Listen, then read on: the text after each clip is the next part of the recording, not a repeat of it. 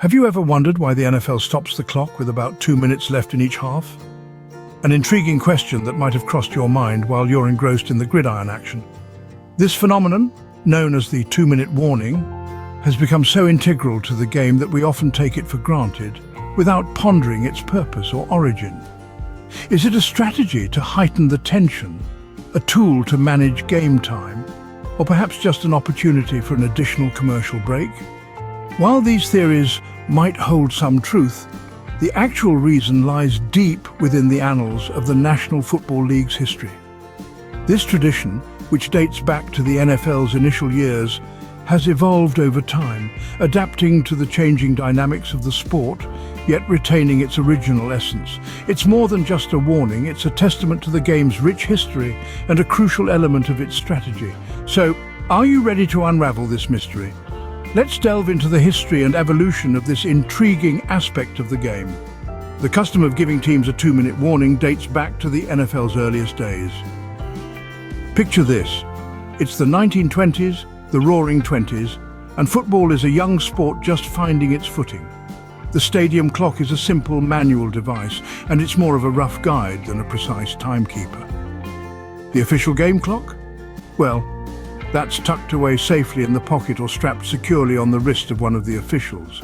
In this era, there's no digital display, no perfectly synced timing mechanisms. Coaches and fans can't just glance up and see how many precious seconds are left before halftime or the end of the game. Instead, they must rely on the referees to keep time.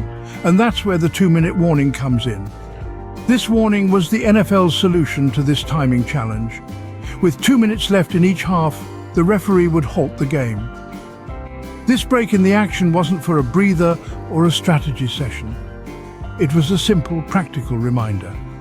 The referee would inform both teams, "Hey, just so you know, there's only 2 minutes left." This warning served two main purposes. First, it provided a clear, definitive signal to the teams about the remaining time in the game. They could adjust their strategies, make substitutions, and plan their final moves accordingly. Second, it helped keep the game fair.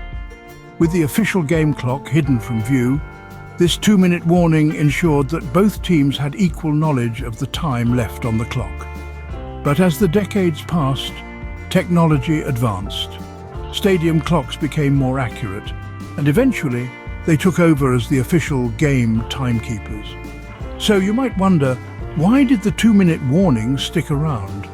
Well, it turns out this seemingly outdated practice had ingrained itself into the fabric of the game. But as technology evolved, so did the rules of the game. The 2-minute warning had become more than a simple time check. It was a strategic tool, a suspense builder, a commercial opportunity.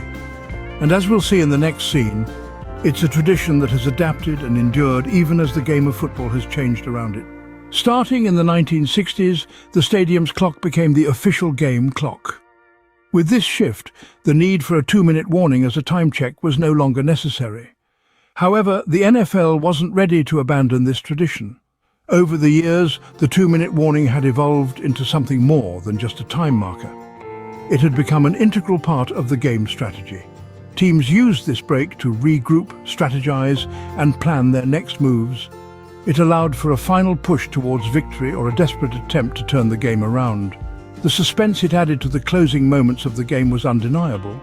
Moreover, the 2-minute warning offered a commercial opportunity. Broadcasters could squeeze in an extra set of advertisements during this break, capitalizing on the heightened viewership during the game's climax. So, even though its initial purpose had become obsolete, the 2-minute warning found new relevance.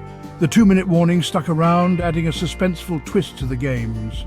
Interestingly, not all football leagues follow the same 2-minute warning rule. Let's take a quick tour around the world of football to see some variations. In NCAA football, there's no official stoppage of the clock for a 2-minute warning. However, the rules do require the referee to give both coaches and each team's captains a verbal heads-up when there are just 2 minutes left in the game. Quite a different approach, isn't it? Meanwhile, arena football, with its short fields and frenetic pacing, opts for a 1-minute warning instead. It adds an extra layer of urgency to the already fast-paced games. And let's not forget our neighbours to the north. The Canadian Football League marches to the beat of its own drum with a 3-minute warning. Yes, you heard right, 3 whole minutes. Despite its varying implementations, the 2-minute warning continues to be a pivotal and thrilling part of football games.